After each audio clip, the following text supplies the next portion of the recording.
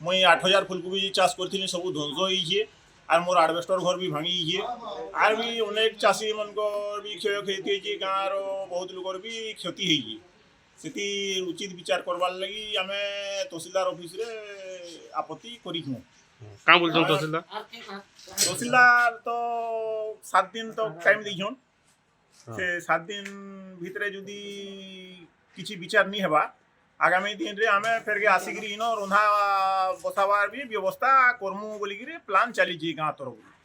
आम गाँव कोरापथ मारेला 6 तारीख सोमवार दिन आमर जी क्षति होइए आडबेस्टर खबर और घर माने भांगी जाइए धान चाउल चाष बास सब नुकसान होइए हेतिर लगे दाबी करवा लगे आसु। तहसीलदार यहाँ जाइए तो रुड़े रुड़े बुलिक पलि आसले तापर आर आउर स्टाफ बोले लिखी लिखी आसीछन लिखी कर आसीछन बाकी सेटा केबे इटा करबे जे से जणानी आमे तार लगे तहसील ऑफिस के आम दाबी करी आसीछन।